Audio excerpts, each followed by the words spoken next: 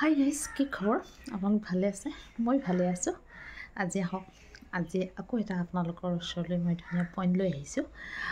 পইণ্টটো আচলতে এনেকুৱা, কওকচোন, পৃথিৱীত যিসকল অসহায় ব্যক্তি, কোনসকলক বাৰু কোৱা হয় অসহায় ব্যক্তি? মই এটা কথা ভাবোঁ, এইটো আজি আচলতে অকণমান মই নিজে ক'ব বিচাৰিছোঁ। অসহায় ব্যক্তি আচলতে এইসকলকে কোৱা হয় যিসকলে, চাবচোন, নিজক অকণমানো ভাল নাপায়। তেনে লোকসকলকে আচলতে অসহায় ব্যক্তি বুলি কোৱা হয় বুলি মই ভাবোঁ। কিয় কৈছোঁ শুনকচোন। তেনে লোকসকলে আচলতে কি হয়, ইমানেই অসহায় পৰে। মানুহৰ জীৱনত সুখ দুখটো থাকিবই, কিমান তেনেকুৱা বহুত হয়তো কষ্টৰ সন্মুখীন হ'ব, দুখৰ সন্মুখীন হ'ব লাগিব ন, তেনেদৰে সুখৰ সন্মুখীনো হয়। কিন্তু মানুহ যেতিয়া সেই সন্মুখীন হৈ নহয়, মানুহ অতি সোনকালে তৎক্ষণাত অসহায় হৈ পৰে। আৰু অসহায় হোৱাৰ কাৰণ, মেইন পইণ্টটো মই এটা কথাই ভাবোঁ, তেওঁলোকে আচলতে পোনপ্ৰথমে নহয়, তেওঁলোকে নিজক একেবাৰে ভাল নাপায়, নিজক আচলতে চিনিয়ে নাপায়। নিজক যদি মৰমেই নকৰে, নিজক যদি ভালে নাপায়, নিজক যদি সহায় নকৰে, তেওঁলোকে সেই কষ্টৰ সন্মুখীন, দুখৰ সন্মুখীন কেনেকৈ হ'ব আপুনি কওকচোন? কেনেকৈ সেই সেই দুখ কষ্টবিলাকৰ লগত কেনেকৈ যুঁজিব? সেইকাৰণে মই এটা কথাই ক'ব বিচাৰিছোঁ, প্ৰথমতে নিজক ভাল পাওক, নিজক সময় দিয়ক, নিজৰ কোনখিনি জেগাত আমাৰ দুৰ্বল আছে সেইখিনি লক্ষ্য কৰক, আৰু নিজক ইমানেই মৰম দিয়ক নহয়। মই এটা কথাই ভাবোঁ, বেলেগে যেন কেতিয়াও আমাক বেলেগ হেৰিয়ে আমাক কেতিয়াও চুব নোৱাৰিব, বেলেগৰ হেৰিয়ে যেন আমাক কেতিয়াও কষ্ট দিব নোৱাৰিব। যদি আপুনি নিজক মৰম কৰে, নিজক সময় দিয়ে, নিজক শান্তি দি চাওকচোন, সকলো বস্তু গম পাই যাব। আৰু সকলো পইণ্টতে আপুনি, সকলো কামতে আপুনি যুঁজিবলৈ কি এটা বেলেগ এনাৰ্জি পাব।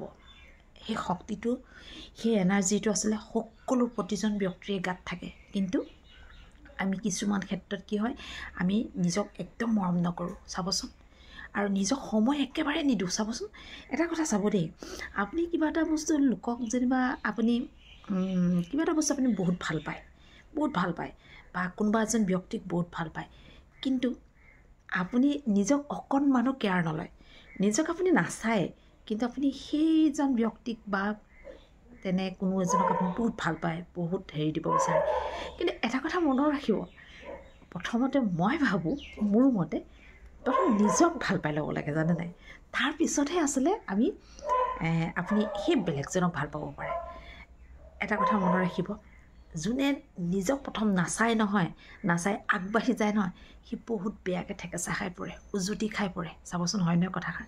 সেইকাৰণে মই এটা কথাই ক'ব বিচাৰিছোঁ, হয়তো আপোনালোকে মই কি ক'ব বিচাৰিছোঁ হয়তো আপোনালোকে বুজি পাইছে। নিজক প্ৰথম মৰম কৰক, নিজক সময় দিয়ক, নিজক শান্তি দিয়ক, তেতিয়া চাব আপোনাৰ দুনীয়াখনে আপোনাৰ চব বস্তুৱে আপোনাৰ ভাল লাগিব।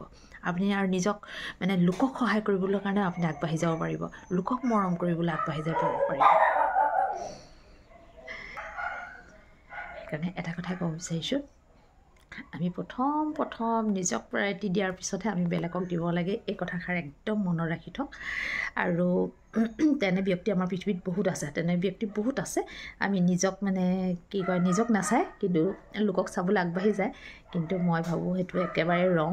সেইকাৰণে প্ৰথম নিজক চাই লওক, নিজক মৰম দিয়ক, নিজক সময় দিয়ক, কেতিয়াও আপুনি অসহায় হৈ নপৰিব, আৰু নিজক একদম মজবুত কৰি ৰাখক। কি হয়, আপুনি যেতিয়া নিজক মৰম কৰিব, নিজক চাব, চব ফালৰ পৰা আপুনি নিজক যেতিয়া হেল্প কৰিব, আপুনি চাব নিজে ভিতৰৰ ফালৰ পৰা আমাৰ বেলেগ এটা এনাৰ্জি, বেলেগ এটা আমাৰ শক্তি আমাৰ উৎপন্ন হয়, জানেনে? সেইকাৰণে এটা কথাই মই ক'ব বিচাৰিছোঁ, প্ৰথম নিজক বহুত মৰম দিয়ক, নিজক সহায় কৰক, তাৰপিছতহে আমি বেলেগলৈ আগবাঢ়ি যাব লাগে ন। আৰু এটা কথা এনেকৈ কোৱাৰ কাৰণে হয়তো মোক বহুতে ক'বও পাৰে যে এইটো কি কথা কৈছা, কিন্তু নহয়, মই এটা কথাই ভাবোঁ, প্ৰথম নিজক চাইহে বেলেগক চোৱাটো উচিত। আৰু সেইকাৰণে এটা কথাই মই প্ৰথম কোৱেশ্যনটোতে এইটোৱে লৈ আহিছিলোঁ যে কোনজন ব্যক্তি পৃথিৱীত অসহায় ব্যক্তি। মই এটা কথাই ভাবোঁ, যিজনে নিজক মৰম নকৰে, যিজনে নিজক সহায় নকৰে, সেইজনকে আচলতে অসহায় ব্যক্তি বুলি কোৱা হয়। এইটোৱে আছে আজি আচলতে আপোনালোকলৈ মই এই পইণ্টটো আচলতে মই অথনিৰ ভাবি আছোঁ নহয় মই আপোনালোকৰ লগত কেনেকৈ উপস্থাপন কৰিম। মই সেইকাৰণে আজি মোৰ মনৰ হেৰিটো মই আপোনালোকৰ লগত ব্যক্ত কৰিলোঁ। আৰু ঠিক আছে, আজি নহ'লে মই ভিডিঅ'টো ইমানতেই ৰাখোঁ। মোৰ যদি ভিডিঅ'টো ভাল পায় লাইক শ্বেয়াৰ কমেণ্ট কৰিবলৈ নাপাহৰিব। আৰু নতুন কোনোবাই যদি চাই আছে প্লিজ মোৰ চেনেলটো ছাবস্ক্ৰাইব কৰি থৈ যাব। আৰু যদি পেজতো চাই আছে ফ'ল' কৰি দিব। আজিলৈ ৰাখোঁ, নমস্কাৰ।